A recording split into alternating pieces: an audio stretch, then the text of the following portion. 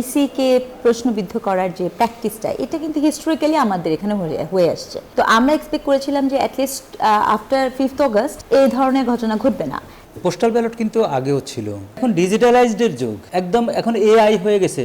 সেই যুগে আপনি এই ভোটিং সিস্টেম কিভাবে উন্নত করবেন সেটি নিয়ে কথা বলবেন, কিন্তু এই ভোটিং সিস্টেমকে বাদ দিবেন, এটা আমি পার্সোনালি মনে করি এটা তাহলে আমরা আবার ব্যাকফুটে চলে গেলাম।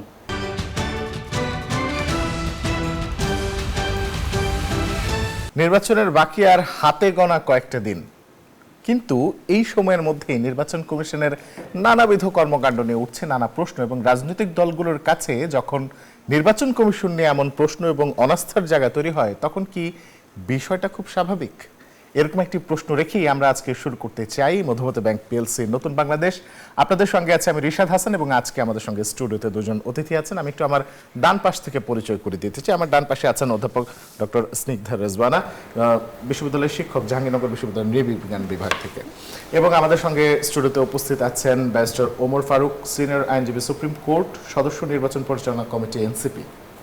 আপনাদের দুজনকে স্বাগত আজকে আমাদের এই আয়োজনে। আজকে আমরা আমাদের বিষয় নির্ধারণ করেছি আগামী নির্বাচন ও ইসির যোগ্যতা। প্রথমে একটু অধ্যাপক ডক্টর স্নিগ্ধা আপনার কাছে আসতে চাই, নির্বাচন কমিশন আসলে কার পক্ষে?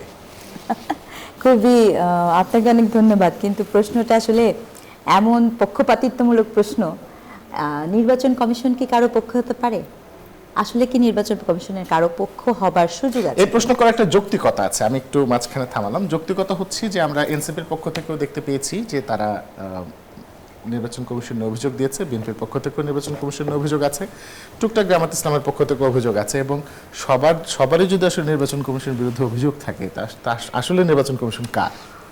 আমি আপনার কথাটা ধরতে পেরেছি রিশাদ, এটা আমি বুঝতেও পেরেছি, কিন্তু এটাই খুব দুঃখজনক যে 24 পরবর্তী আন্দোলনের পরবর্তীতে আপনি দেখবেন যে এই যে ইসিকে প্রশ্নবিদ্ধ করার যে প্র্যাকটিসটা, এটা কিন্তু হিস্টোরিক্যালি আমাদের এখানে হয়ে আসছে। তো আমরা এক্সপেক্ট করেছিলাম যে অ্যাটলিস্ট আফটার 5th অগস্ট এই ধরনের ঘটনা ঘটবে না, কিন্তু সেটা না হয়ে দেখা গেল যে 5th অগস্টের পরেও এই অভিযোগগুলো আসছে। এই অভিযোগগুলো আসার একটা বিষয় আমি মনে করি এই দায়ভারটা অনেক বেশি আমি গভর্নমেন্টকে দিতে চাই। কারণ আপনি দেখবেন যে এই গভর্নমেন্ট যখন থেকে শুরু করেছে, কোনো একটা সময় তার বিভিন্ন এমন অনেক সিদ্ধান্ত আছে যেটি শিক্ষার্থীদের পক্ষে যাওয়ার কথা বলা হলেও আলটিমেটলি এনসিপির পক্ষে গিয়েছে।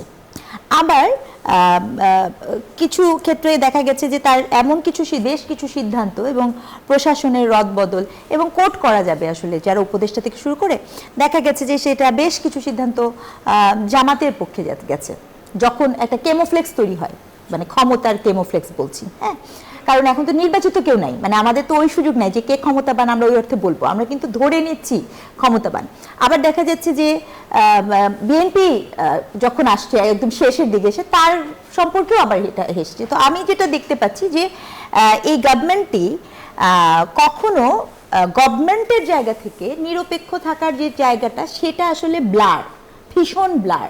এবং এই যে ভীষণ ব্লার হবার কারণে আলটিমেটলি এখন যখন ইলেকশন চলে আসছে, তখন খুব স্বাভাবিকভাবে ইলেকশনের দিকে এই অভিযোগটা আসছে, এবং যেটা কোনোভাবে নাগরিক হিসেবে কিন্তু কামনীয় না। মানে দেখেন, আপনি ভোটার তালিকা, আপনি মনোনয়নপত্র বৈধ অবৈধ কিসের ভিত্তিতে ঘোষণা করবেন, সেটি কিন্তু একেবারে রুল বুকে আছে। আমি মানি যে তত্ত্বাবধায়ক সরকারের কিন্তু এই মুহূর্তে আমাদের দেশে নাই, আমাদের দেশে কিন্তু একটা অন্তর্বর্তীকালীন সরকার। সো তত্ত্বাবধায়ক সরকারের রুলবুক থাকলেও অন্তর্বর্তীকালীন সরকারের রুলবুক কিন্তু ওই অনুযায়ী নাই। কিন্তু ইসির তো একটা রুলবুক আছে, মানে সেটার তো একটা বিষয় আছে যে এই ভিত্তিতে আমি বলবো যে ওই অমুক প্রার্থীর বৈধতা আছে, তমুক প্রার্থীর বৈধতা নাই।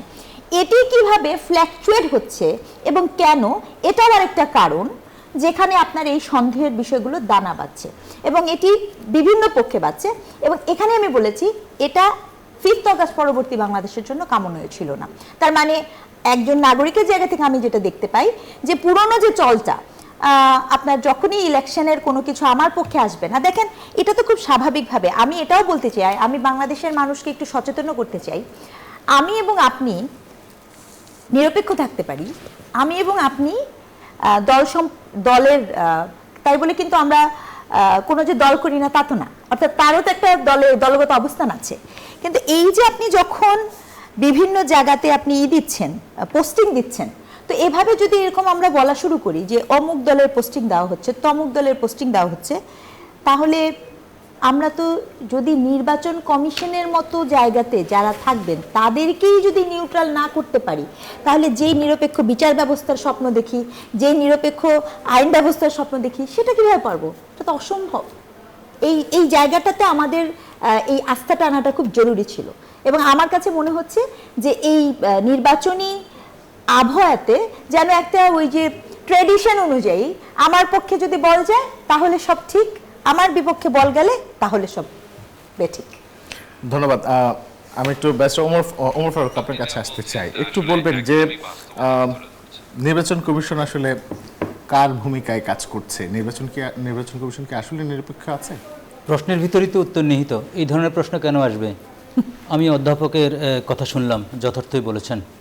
আমাদের তো আইন আছে, আমাদের সংবিধানের একটা গাইডলাইন আছে, কে প্রার্থী হবে কে প্রার্থী হবে না।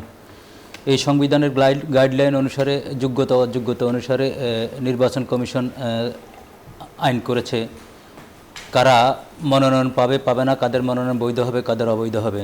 একদম মোটা দাগে সাধারণভাবে বলতে চাই যে ঋণ খেলাপি, বিল খেলাপি, ইভেন একটা ইলেকট্রিক বিল অথবা আপনার ক্রেডিট কার্ডের বিলও যদি বকেয়া থাকে সার্টেন একটা ডেটে আপনার মনোনয়ন অবৈধ।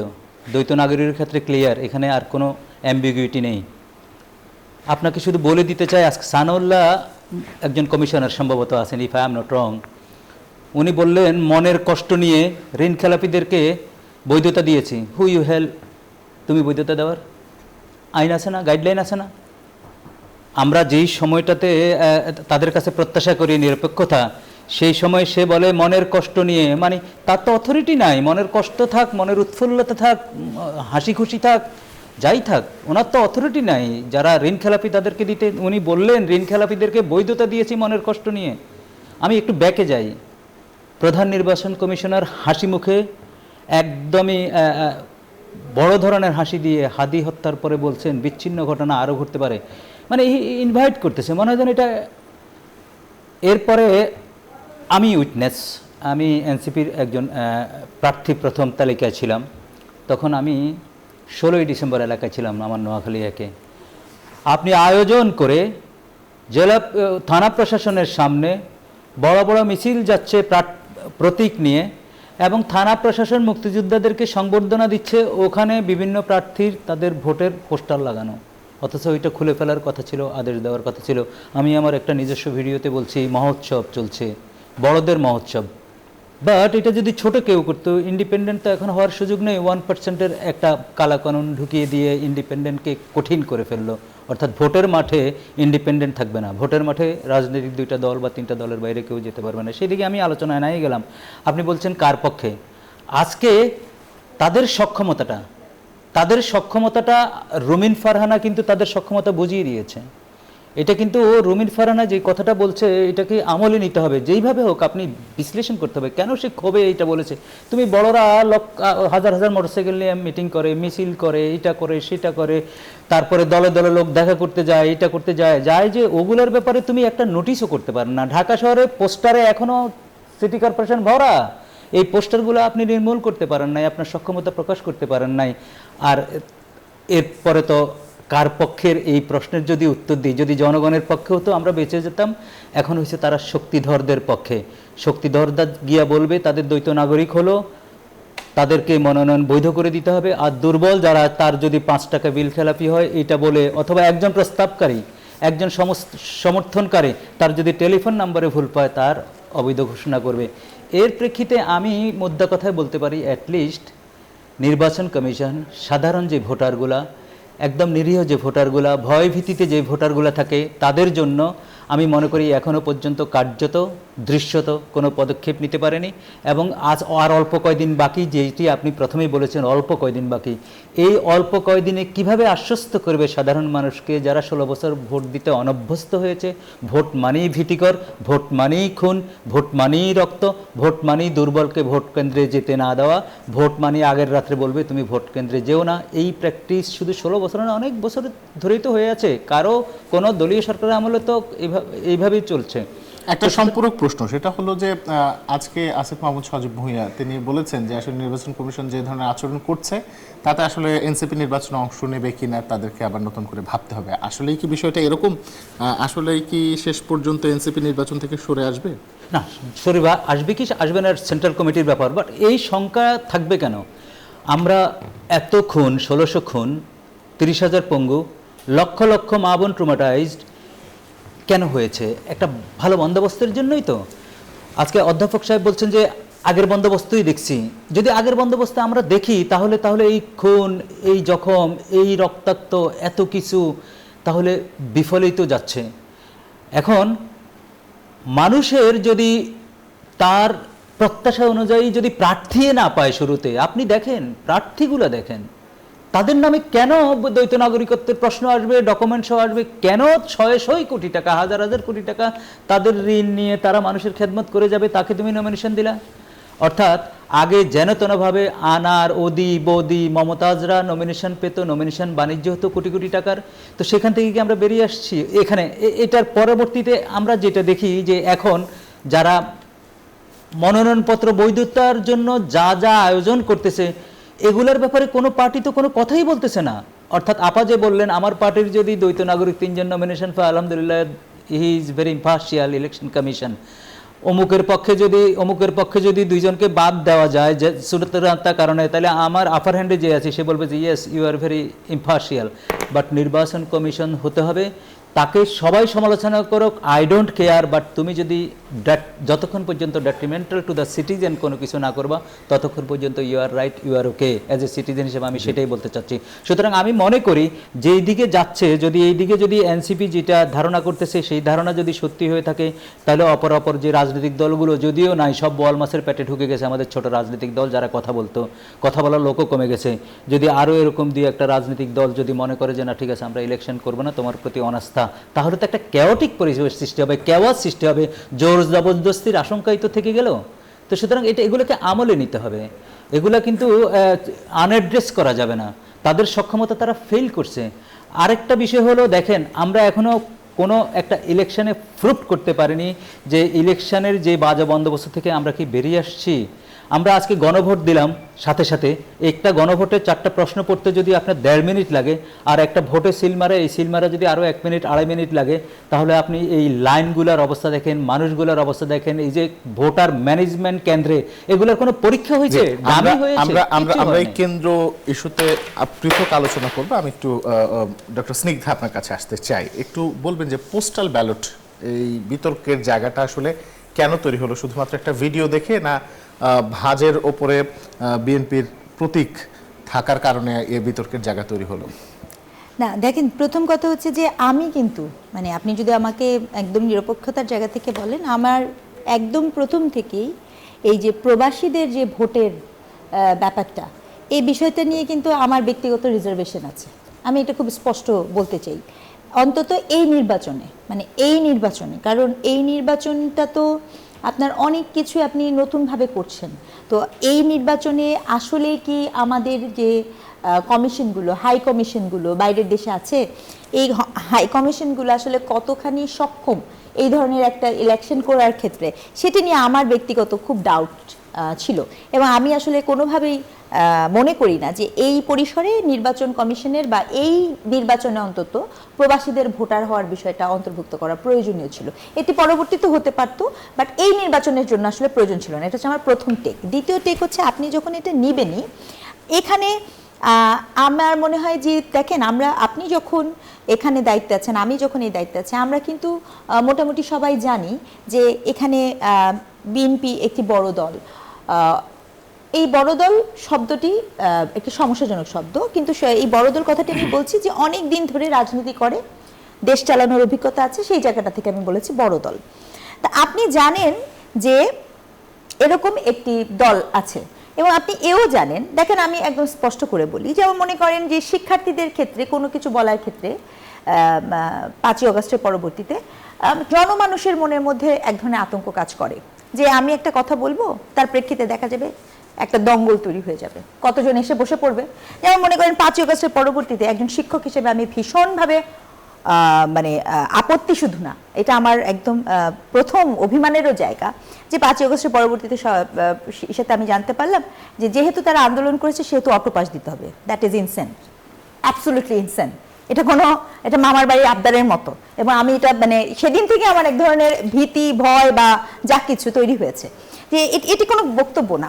কিন্তু এই যে চলমান যেটা মানে অর্থাৎ আমি আপনার কাছে একটি বড় দল হলেও আমি আপনার উপর একটা চাপ তৈরি করতে পারি, আমি কতগুলো মানুষ নিয়ে আপনার উপর চাপ তৈরি করতে পারি, আমি আপনাকে কতগুলো দলের রাস্তার আন্দোলন দেখিয়ে চাপ তৈরি করতে পারি। তাহলে আপনি যদি এরকম চাপ তৈরি করার মধ্য দিয়ে আপনার স্বার্থটা করার চেষ্টা করেন, তাহলে তো এখানে আমি কোনো মানে সত্যিকার অর্থে কোনো নতুন কিছু দেখতে পাচ্ছি না।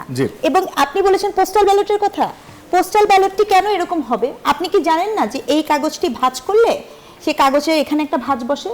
কেনই বা ওই ভাঁজে শুধু বিএনপি না, ওই ভাঁজের মধ্যে আমাকে কেন কোনো প্রতীক দিতে হবে? এইটুকু সেন্স তো থাকা উচিত ছিল।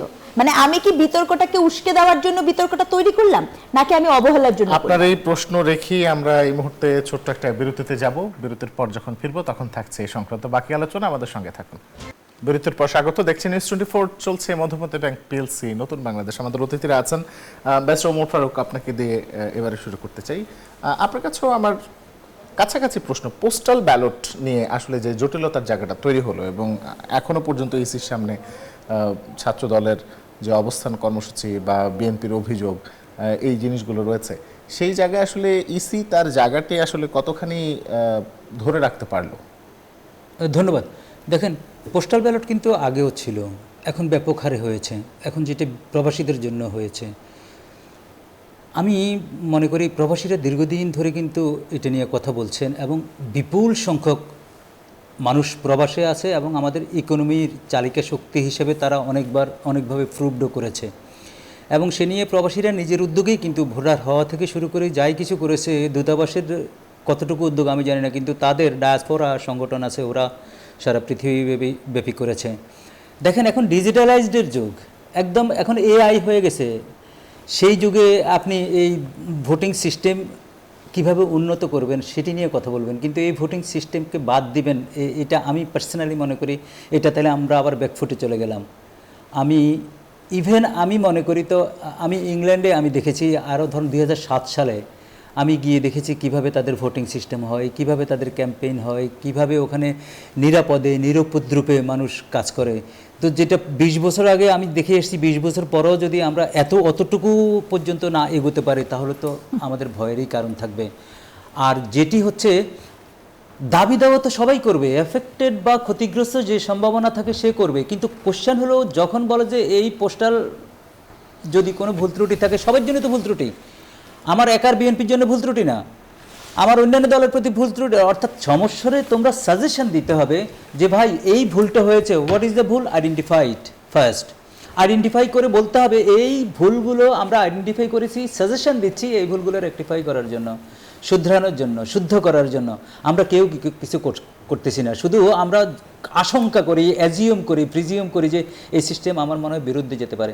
এই সিস্টেম মনে হয় অন্য পলিটিক্যাল পার্টি সামহাও মনে হয় তারা ম্যানেজড করে ফেলছে, সামহাও তারা ওয়েল ইকুইপড হয়েছে। আমরা যেহেতু ওয়েল ইকুইপড না, it must be cancelled, it must be bird.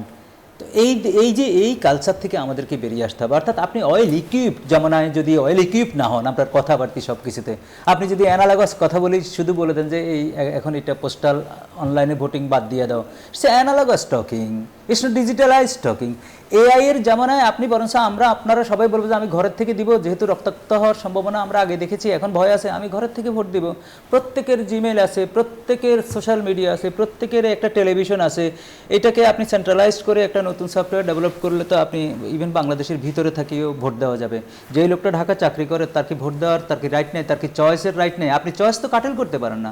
আমার সংবিধানে যে চয়েসটা দিছে এটা কাটেল করতে পারেন না। তো আপনি ঢাকা থেকে নোয়াখালী যাওয়ার জন্য আমাকে টিএডিএ দিচ্ছেন না। তো ধরেন আপনি বন্ধ দিলেন, বলবেন যে বন্ধের দিন তুমি যাই ভোট দাও, তাহলে আমাকে আন্ডার কম্পালশনের ভিতর ফেলে দিয়েছো যে তোমাকে যেতে হবে, তোমাকে এত এত টাকা খরচ করতে হবে। কিন্তু যদি আপনি এআই এর মাধ্যমে, ডিজিটালাইজডের মাধ্যমে যদি পোস্টাল ব্যালট ট্যালট এগুলোকে যদি আরও অর্গানাইজ করতে পারেন, এখন কোয়েশ্চেন আপা রাইটলি বলেছেন, আপনি কি এডুকেটেড করেছেন মানুষকে? আপনি যেমন গণভোটের ব্যাপারে কাউকে এডুকেটেড করেন নাই, পোস্টাল ভোট, পোস্টাল ব্যালটের ব্যাপারে কাউকে এডুকেটেড করেন নাই, ফরেন ওখান থেকে ভোট দিবে, আমাদের দূতাবাসগুলো কিভাবে কাজ করবে, কার কার কোন কোন শহরতে আছে, আর তো মাত্র 20-25 দিন আছে, আপনি কাউকে এডুকেটেড করলেন না, আপনি অয়েল ইকুইপড করলেন না, আপনি কোনো সিস্টেম মানুষকে বাতলিয়ে দিলেন না, আপনি এগুলো যে দিয়ে রাখছেন যে কেওটিক পরিস্থিতি সৃষ্টি হবে, who will be liable for that chaotic. ধন্যবাদ। অধ্যাপক ডক্টর স্নিগ্ধা, আপনার কাছে আসি। কেন্দ্রে আইন শৃঙ্খলা বাহিনীর প্রবেশ নিষেধ, তাদের কাজ শুধুমাত্র আইন শৃঙ্খলা রক্ষা করা, ইসির এরকম একটি কথা গত পরশুদিন বা তার আগের দিন গণমাধ্যমে এসেছে। এই বিষয়টিকে আপনি আসলে কিভাবে দেখেন? না দেখেন, আমার কাছে যেটা মনে হচ্ছে যে কেন জানি না, আমি এটা উইথ ডিউ রেসপেক্ট, আমার কাছে মনে হচ্ছে কি যে বক্তব্যগুলো, যে ভাষাগুলা, এটা মোস্ট প্রবাবলি আমাদের যে ট্রমাটিক প্রিভিয়াস এক্সপিরিয়েন্স আছে সেখান থেকে কি দেয়া হচ্ছে কিনা, আমি এটা নিয়ে একটু সন্দিহান। যেমন মনে করেন কেন্দ্রের ভিতরে অতীতে কি হতো, আপনার রাতে যদি ভোট হয়ে যেত তাহলে আইন শৃঙ্খলা বাহিনী বাইরে না থেকে ভিতরেই থাকতেন। মেবি সেই এক্সপিরিয়েন্স থেকে তিনি বলছেন কিনা সেটা কিন্তু আমরা বলতে পারবো না। কিন্তু আমার কাছে মনে হয় যে আমিও মনে করি যে আপনি কেন্দ্রের ভেতরে যদি আপনি সেটা না রাখতে পারেন, আইন শৃঙ্খলা বাহিনী আপনি না রাখবেন, কিন্তু কেন্দ্রের ভেতরে তো আমার পুলিং এজেন্ট থাকার কথা, রাইট? এবং যদি ওই পুলিং এজেন্টদের মধ্যে অন্তদ্বন্দ্ব তৈরি হয়, পুলিং এজেন্টদের মধ্যে যদি কোনো সমস্যা তৈরি হয়, সেটি মিটাবে কে, সেটি মিটিগেট করবে কে, সেটা কি আমাদেরকে জানতে হবে না? মানে আমি বারংবার, আমি না দুটো জিনিস আসলে আমি ফ্র্যাঙ্কলি বলছি যে এই ইলেকশন নিয়ে আজকে আপনার এখানে আলোচনা হয়েছে, and thank you News 24 election নিয়ে আলোচনা করার জন্য। কারণ আমরা কথা বলছি ঠিকই, কিন্তু ইলেকশনের যে একটা প্রস্তুতি, মানে ফরগেট অ্যাবাউট গণভোট, forget about all those thing, কিন্তু ইলেকশনেরও তো একটা প্রস্তুতি আছে না? সেই প্রস্তুতিটা কিন্তু আমি দেখতে পাচ্ছি না। মানে আপনার পরিবারে নিশ্চয়ই অনেক দেখবেন যে আগে যেটা হতো যে স্কুল কলেজের শিক্ষকরা ওই ভোটিংয়ে কাজ করতো। আচ্ছা, আপনি কি শুনেছেন যে আপনার কোনো স্কুল কলেজের শিক্ষকদের ইলেকশন কমিশন থেকে বলা হয়েছে, ট্রেনিং দেওয়া হচ্ছে? আমি কিন্তু শুনছি না। এখন আমি ভাবছি হয়তো বা আমার আত্মীয় স্বজন কিনা, কিন্তু আমি যাকেই জিজ্ঞেস করছি শুনছি না। এই জিনিসগুলো কবে হবে, এই যোগ্যটা কবে হবে? টাইমটা তো খুব কাছে। আরেকটা কথা ব্যারিস্টার সাহেব বলেছেন যথার্থ, এটা খুব দুঃখজনক, বিকজ ফ্রম দিস গভর্নমেন্ট আমরা কিন্তু from day one we are ready to receive something new. হ্যাঁ, 2026-এ বসে কিন্তু এখন কিন্তু আপনি যে পোস্টাল ব্যালটের কথা বলছেন, এখন যে ইভেন আমিও প্রত্যাশা করেছিলাম যে আমি আমার ভোটটা তো আমার মোবাইল থেকে দিতে পারি, মানে I don't need to go. হ্যাঁ, মানে প্রযুক্তি কিন্তু ওই জায়গাটা এসেছে, মানে ইভেন তো আমার পাশেই হলে যে কারণটা বলছি, তার কারণ হচ্ছে আমি যে আমার বাসা থেকে ভোটটা দিব, বিকজ আমি এটা নির্দ্বিধায় বলছি, 24-এর পরে তো আরো বেশি মনে হয়েছে এই দেশে একটা ভোট দেওয়ার জন্য সুবর্ণচরের মতো ঘটনা ঘটে, যেখানে একজন সুবর্ণচরের মতো ঘটনা ঘটে। আমি যে ভোট দিয়ে আসব, আমি যে ফিরতে পারবো, এই নিরাপত্তা তো এই রাষ্ট্র দিতে সম্পূর্ণরূপে ব্যর্থ। তাহলে সেই বিষয়গুলোকে কেন অ্যাকনলেজ করা হলো না? That's the question. ধন্যবাদ। আমরা এই মুহূর্তে একটা ছোট্ট বিরতিতে যাব। বিরতির পর যখন ফিরবো তখন থাকছে বাকি আলোচনা। আমাদের সঙ্গে থাকুন। বিরতির পর স্বাগত আরেকবার। দেখছেন নিউজ 24, চলছে মধুমত ব্যাংক পিএলসি নতুন বাংলাদেশ। আমাদের সাথে আমাদের অতিথিরা আছেন। আমি সরাসরি অতিথিদের কাছে যেতে চাই। ডক্টর স্নিগ্ধা, আপনাকে একটু জিজ্ঞেস করতে চাই যে আমরা দুটো জোট এবারে মোটা দাগে বড় জোট দেখতে পাচ্ছি। একটি বিএনপি সমর্থিত বা শরিকদের যে জোট একসাথে, এবং অপরদিকে জামাতের শরিকদের 10 দলীয় জোট। এই দুটো জোটের ভিতরে রাজনৈতিক শক্তিমত্তার জায়গা থেকে পার্থক্য আপনি কি দেখেন? আপনি যে প্রশ্নটা করলেন, আসলে এখানে একটি জোট, আর যারা অপর যে দল বলেছেন 10 দলীয়, তারা আবার নিজেদেরকে জোট বলছে না, তারা আবার ঐক্য বলছে, জোট বলতে তারা আগ্রহী না। প্রথম কথা হচ্ছে রাজনৈতিকভাবে আসলে আপনি যদি বলেন দুই দিকে দুই ধরনের সক্ষমতা কিন্তু আছে।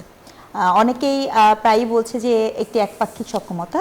আমি বলবো যে বিএনপির সাথে যুক্ত যে যারা আছেন তাদের ম্যাক্সিমামেরই দীর্ঘদিনের ক্ষমতা, দেশ পরিচালনা করার অভিজ্ঞতা, বড় একটা জায়গাতে যাওয়া, বিভিন্ন একটা রাষ্ট্র পরিচালনার করার যে আরও অনেকগুলো যে অঙ্গ সংগঠন দরকার বা অনেক কিছু, সেগুলোর সাথে একটা যোগাযোগ এবং ব্যবস্থাপনা, যেটা বিএনপির একটা অনেক বড় সক্ষমতা।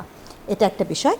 আরেকটা যেটা হচ্ছে যে একই সাথে বিএনপি যেহেতু কখনোই এর আগে অতীতের যে স্মৃতিটা, অর্থাৎ বিশেষ করে 2001 to 2006 এর কিছু যে লেভারেজ, মানে লেভারেজ তো আছে, তার কিছু দায় আছে, সেটিও কিন্তু আবার জনমনের একটা ইম্প্যাক্ট ফেলার জায়গাটা আছে। তো এটা হচ্ছে তার এক ধরনের কি বলবো, এক ধরনের দুর্বলতা। অন্যদিকে আপনি যদি এই জায়গাটা দেখেন, 10 দলীয় যে ঐক্যজোট করেছে, মানে ঐক্য, সেই 10 দলীয় ঐক্যের সবচেয়ে বড় ব্যাপারটা হচ্ছে এখানে তারা যে দাবি করছে তারা জুলাই সনদকে করতে চান, অথবা তাদের যে ইসলামিক একটা গ্রুপের বিশাল বড় একটা জায়গা তারা তৈরি করার চেষ্টা করেছেন। যেহেতু বাংলাদেশের মানুষ অনেক বেশি ধর্ম ভীরু, তো এখানে যারা আর কি ওই ইসলামিক চিন্তাধারার হবেন, তারা হয়তো বা সেই জায়গাটা থেকে তারা একটা পাবেন, সুবিধা পাবেন। কিন্তু এখানে সবচেয়ে বড় লেভারেজের জিনিসটা হচ্ছে যে প্রথম কথা হচ্ছে এদের নিজেদের মধ্যে যারা আছে তাদের মধ্যেই মতভিন্নতা অনেক স্পষ্ট। হ্যাঁ, যেটার প্রমাণ আপনি সর্বশেষ গতকালকে যখন ইসলামিক আন্দোলন বাংলাদেশ যখন চলে গেল সেটা খুব দেখা যাচ্ছে। এবং আরেকটা যেটা, I am very sorry to say, আমি জানি না যে ফটোকার্ডটি যদি সত্য হয়ে থাকে, এর থেকে দুঃখজনক কিছুই নেই। এই দলেরই ঐক্যজোটের অন্যতম একজন শরিক দল সম্ভবত খেলাফত মজলিস, মামুনুল হক সাহেব সম্ভবত নির্বাচন করছেন। তো এটির একটি ফটোকার্ড আমি বিভিন্ন জায়গায় দেখছি যে উনি বলছেন যে ক্ষমতায় গেলে একটি হবে এনআইটি আর আরেকটি হবে ভিআইডি, ভোটার আইডি কার্ড, এবং ভোটার আইডি কার্ডটা যদি দেওয়া হয় সেটা হবে হচ্ছে যদি আপনি যোগ্য প্রার্থী নির্বাচন করতে পারেন তাহলে আপনাকে ভোটার আইডি কার্ড দেওয়া হবে। This is really funny. এই ধরনের বিষয় যে এই দলটিতে আছে, এটি তাদের প্রশ্ন নিয়ে ব্যস্ত। ওমর ফারুক, আপনার কাছ থেকে একটু শুনতে চাই, আমরা একদম শেষ মুহূর্তে আছি।